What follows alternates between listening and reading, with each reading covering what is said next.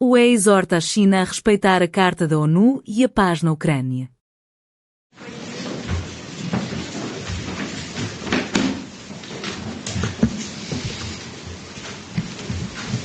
Good evening, everybody.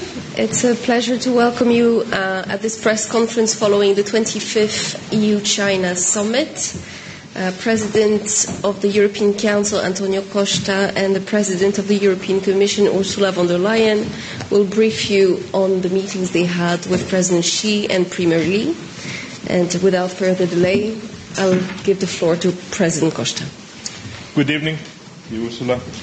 We have just concluded the 25th European Union-China Summit.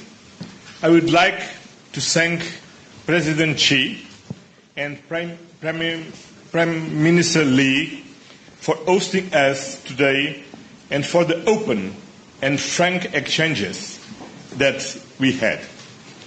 This EU-China Summit takes place on the 50th anniversary of our diplomatic relations. This anniversary is an opportunity to reflect on our shared story and to look towards the future. Over the past 5 decades, European Union and China relations have evolved greatly. The European Union remains committed to deepening our bilateral partnership, making concrete progress in addressing concerns with respect, goodwill, and honesty. We have become key trading partners and developed a wide-ranging, rich and deep cooperation.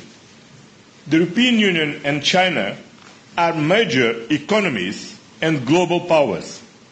How we engage and cooperate matters to the world. The European Union and China have a shared interest in pursuing a constructive, stable, balanced and mutually beneficial relationship. We want to work together on global peace and security, prosperity and sustainable development.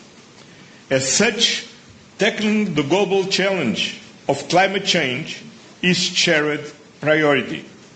Today, we discussed with President Xi and Premier Li ways to further expand and deepen our long-standing engagement, both bilaterally and as responsible leaders at the global level.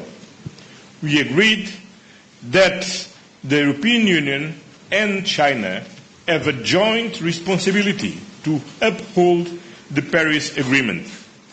And I'm very pleased that for today's summit, we have managed to agree on a substantive joint statement on our cooperation in the climate field. This sends an important message on our work together. And we encourage China to also propose an ambitious national determined contribution for COP30, and China should lead by example in line with its major global role.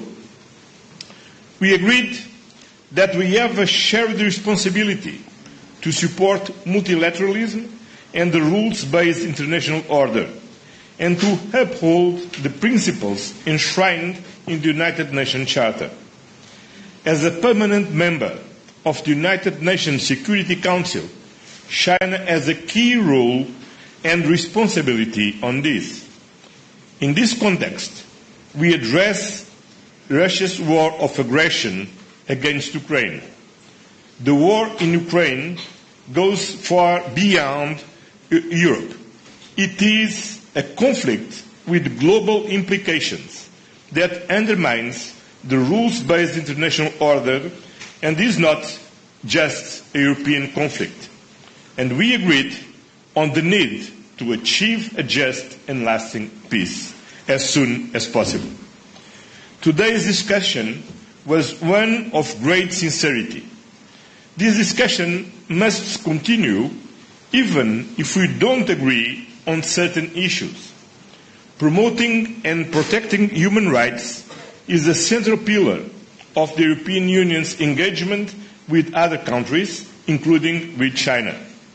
We welcome the recent round of the European Union-China human rights dialogue that took place in Brussels in June. Today, we reiterated our concerns and we will continue engaging on this important topic. Last but not least, an important part of our agenda concerns our trade and economic relations.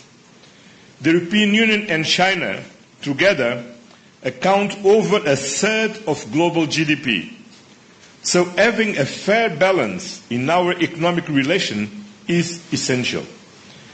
We discussed trade distortions, imbalances and market access issues, with one clear message as a bottom line. A fair and mutually beneficial trade relations are possible and should be our joint aim.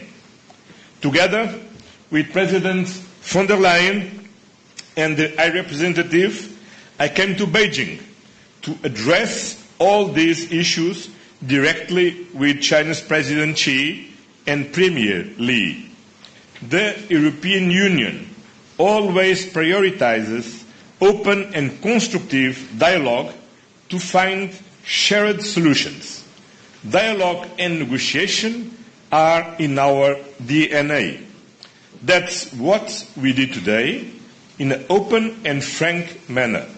Now it is time to put today's discussion into action and to make further progress. Thank you.